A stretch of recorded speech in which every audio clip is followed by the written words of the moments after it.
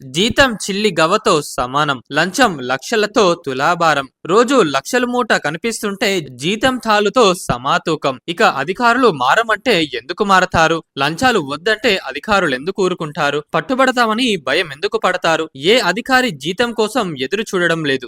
రోజు సూట్ కేసుల తూకం చూసుకుంటున్నారు. జనాన్ని పీడ్చుకు తింటున్నారు. పట్టుబడిన 2 ఏళ్ల వరకు కేసు తేలకుండా చూసుకుంటున్నారు. దర్జాగా మళ్ళీ కొలువ తెచ్చుకొని అదే సీట్లో కూర్చుంటున్నారు. పెట్టిన పెట్టుబడికి మళ్ళీ 10 ఇంతలు వసూలు చేసుకుంటున్నారు. సస్పెండ్ అయిన కాలాన్ని ఎంజాయ్ చేస్తున్నారు. విందులు వినోదాలతో కాలం గడుపుతున్నారు. సస్పెన్షన్స్ కాలానికి కూడా తర్వాత జీతాలు అందుకుంటున్నారు. జీవితాంతం కష్టపడిన రాని సంపాదన లంచాల రూపంలో 10 ఏళ్లలో పోగేసుకుంటున్నారు. ఏసీబీ ఎంత కష్టపడి పట్టుకున్నా కేసులు నిలబడక కొలువులెక్కుతున్నారు. ఉగాది పండుగ రోజు ఎవరైనా తప్పుడు పని చేయాలనుకుంటారా? తొలి పండుగ రోజు ఆత్మవంచన చేసుకోవాలని ఎవరైనా చూస్తారా? అంటే కొంతమంది ఉంటారు.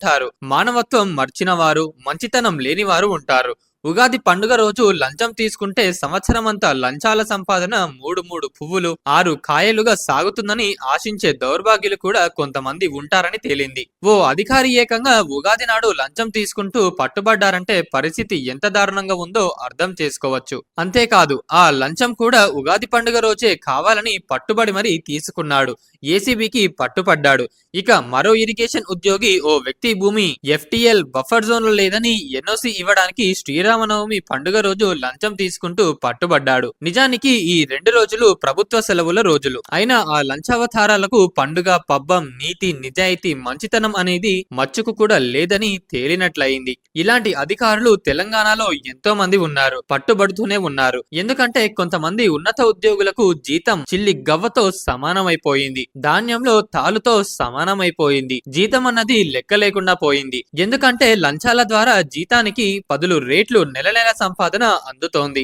అక్రమ సంపాదనకు పూర్తిగా అలవాటు పడిన కొంతమంది ఉద్యోగులు ఈ విధంగా లంచం లేనిదే పూట గడవడం లేదు. ఇది ఈ శాఖ ఆ శాఖ అని తేడా లేదు. ఏ శాఖలో చూసినా లంచావతారులే ఎక్కువగా కనిపిస్తున్నారు. ప్రజలను పీడ్చుకు తింటున్నారు. ఒకప్పుడు నెల జీతగాలమని చెప్పుకునే అధికారులు ఇప్పుడు జీతం కోసం ఆలోచించే రోజులు ఎప్పుడో పోయాయి. లంచాల పేరుతో నెలకు లక్షలు సంపాదిస్తూ కోట్లాది రూపాయలు వెనకేసుకుంటున్నారు. అలా లంచాలు తీసుకుంటూ దొరుకుతున్న వారు కేవలం 1%. ఇంతగా ఏసీబీ దృష్టి పెట్టిన అధికారులు లంచాలు తీసుకోవడం ఎందుకు మానుకోవడం లేదో తెలిస్తే ఆశ్చర్యపోవాల్సిందే లేదు. కళ్ళ ముందు లక్షలకు లంచాలు వచ్చే అవకాశాలు కనిపిస్తుంటే ఊరికే పనులు ఎందుకు చేయాలన్న ఆలోచన అధికారులు మొదలైంది. సంతకం పెట్టాలంటే, పెన్ను కదలాలంటే లంచం అందాల్సిందే. లేకుంటే అధికారులకు కనికారం అనేది లేకుండా పోతుంది. వ్యవస్థలన్నీ దిగజారిపోతున్నాయి. ఏ శాఖలు చూసినా లంచమే కనిపిస్తుంది.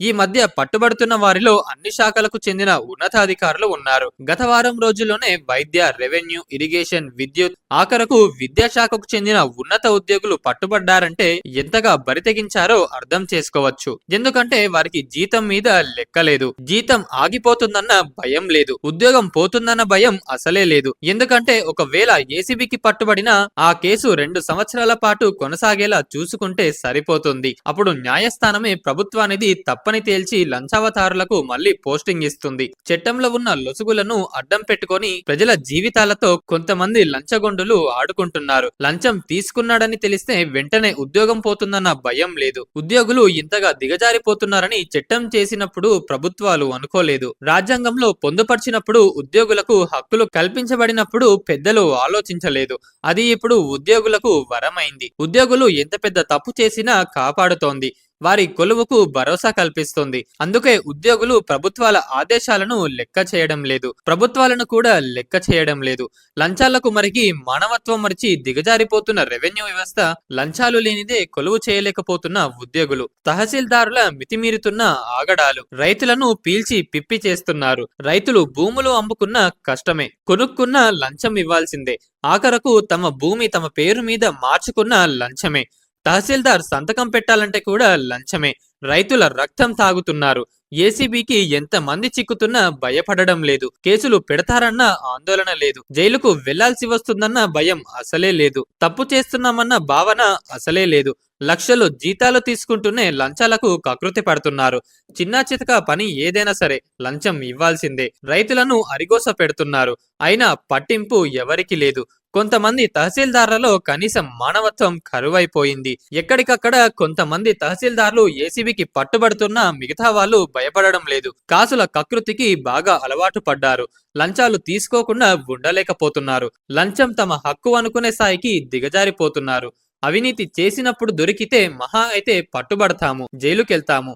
ఇంతకన్నా జరిగేదేముంది? మా కొలువులు పోయేది ఉందా? పరువు మర్యాదల కోసం ఆలోచిస్తూ కూర్చుంటే కోట్లు కూడబెట్టుకోవడం కుదురుతుందా అనుకున్నట్లు ఉన్నారు. అందుకే అందిన కాడికి ఎక్కడైనా సరే దండుకోవడమే మాకు తెలుసు అన్నట్లుగా కొంతమంది తహసీల్దార్లు వ్యవహరిస్తున్నారు. ఆరోపణలు నీటి మీద రాతలు, విమర్శలు గాలికి కొట్టుకువచ్చే దుమ్మురేణువులు అనుకుంటున్నారు. ఆరోపణలు 4 రోజులైతే చెరిగిపోతాయి, విమర్శలు దులిపేసుకుంటే రాలిపోతాయి, కోట్లు కూడబెట్టుకుంటే తరతరాలకు పనికి వస్తాయి, వచ్చే తరాలు హాయిగా బతుకుతాయి. ఇదే కొందరు అధికారులు కోరుకుంటున్నారు.